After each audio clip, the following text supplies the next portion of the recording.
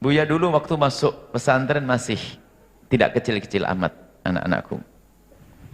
Sebetulnya kita pengen masuk mulai dari tamat SD, akan tapi terlambat waktu itu, harus menyelesaikan dulu di SMP. Pengennya ditarik kembali, mundur kembali ke belakang SD masuk, biar bisa ngafal Quran di usia dini dan sebagainya.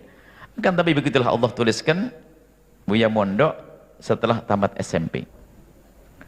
Waktu itu pertama kali datang ke pondok pesantren, Habib Hasan tidak ada. Karena waktu itu belum lagi melaksanakan ibadah haji atau tahun berapa waktu itu. Jadi yang ada waktu itu Ustadz Ahmad Abdun. Cuman kami belum tahu yang mana syekhnya, yang mana kiainya. Kami kira beliau. Ternyata beliau adalah juga orang alim, guru kami. Ustadz Ahmad Abdun waktu itu. Tak tahunya kita belum mengerti, belum begitu faham betul yang mana Habib Hasan bin Ahmad Baharun. Tidak lama kemudian datanglah beliau Habib Hasan bin Ahmad Baharun. Yang ada pada kami rasa takut, anak kecil, rasa takut ya kalau sudah salaman ya sudah di belakang, paling belakang ketakutan begitu. Hingga pada suatu ketika pas ada kerja bakti. Kami masih ingat betul kerja bakti itu ro'an, kerja bakti di Pondok Putri. Ada angkat-angkat semen, angkat bata merah segala macam, ngerapin-rapin. Tiba-tiba ini perkenalan kami lebih dekat dengan beliau Al-Habib Hasan bin Ahmad Baharun. Dipanggil sini. Ditanya, namamu siapa? Dan Mas Yahya. Di pondasi, satu pondasi pondok itu, udah duduk, kemudian Pak, bisa mijet enggak kamu? Enggak pernah mijet, dia bilang bisa, disuruh mijet, kita mijet. Rupanya di saat kami mijet beliau, kita tidak pernah mijet. Disuruh mijet, diminta untuk mijet, kecapean saya mijet. Baru sebentar sudah capek sekali. Tapi setelah itu girangnya luar biasa disuruh mijet. Masya Allah, girangnya sudah habis-habis. Senangnya disuruh mijet. Akhirnya sampai itu kita belajar mijet. Sampai di kamar saya belajar mijet. Barangkali saya disuruh mijet lagi, saya harus bisa mijet. Jadi bercerita, ada kawan-kawan kami kita pijetin. Pokoknya setiap kawan tak pijetin waktu itu. Akhirnya memang ada salah satu teman yang ngajari kalau pengen bisa mijet, latihan tanganmu. Kalau sudah pinter tanganmu mijet, nanti tidak pakai tenaga. Sebab waktu itu kamu mijet, gue capek, keringetan itu. Akhirnya kita belajar mijet, tahu-tahunya tidak lama kemudian, ini kenangan dengan beliau, ada kasur baru, di teras gitu, ditombok begitu. Akhirnya Habib Hasan minta, turunkan satu, ada orang turunkan. Setelah itu beliau, coba pijet lagi. Pijet lagi, ini sudah mulai bisa mijet ini. Wah senang gitu. Kita mijet saya itu. Nah dari itulah kita mulai diajak ngobrol dan sebagainya.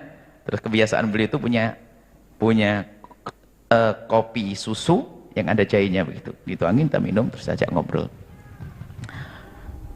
Nah akhirnya sering beliau dipanggil, beliau manggil itu kadang-kadang kasih duit. Kalau sudah dikasih duit beliau itu nggak pernah kita jajankan, kita belanjakan. Jadi ada lemari itu biar bersih dipakai baju itu dikasih koran. Nah di bawah koran itu kita kasih duitnya kita simpan di situ biar enggak habis dijual untuk belanja. Jadi duit dari Habib Hasan Baharun kami simpan terus. Akhirnya janji kalau sudah cukup kita belikan kitab gitu, yang bakal abadi selamanya itu. Subhanallah, ini kenangan dengan beliau waktu masih baru mondok. Itu pun kami masih gelisah, kadang pengen pulang ini mas gelisah, tapi senang di saat dipanggil itu senang, tapi gelisah. Yang Buya tangkap adalah cara beliau memperlakukan anak baru itu yang mungkin yang harus kita tiru, yang Buya belum bisa niru. Jadi anak itu kalau sudah ketemu beliau itu merasa nyaman dan tenang. Memang kalau sudah ketemu beliau itu ya senang. Tapi kadang-kadang kalau sudah jauh dari beliau lagi ya pengen pulang lagi. Tapi kalau dekat sama beliau begitu. Ini adalah awal-awal Buya mondok, akhirnya sering karena belajar. Ya terus sering belajar Habib Hasan Baharun, ngajar suruh hafal mufradat waktu itu. Terus kita belajar bertahun-tahun di sana. Termasuk beliau itu kalau punya keinginan tiba-tiba ngajak belajar jam 3 malam waktu itu. Satu kelas atau dua kelas. Kelas kami dan kelas kakak. Kelas B dan kelas kakak.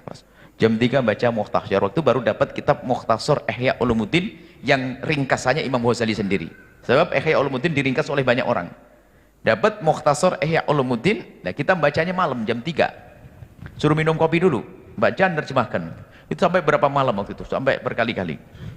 Itu kenangan-kenangan dan hal-hal semacam itu ternyata terkesan betul. indah dengan seorang guru.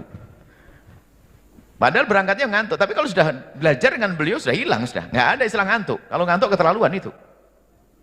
Wah, melek, seneng bahasa beliau, semangat, semangat.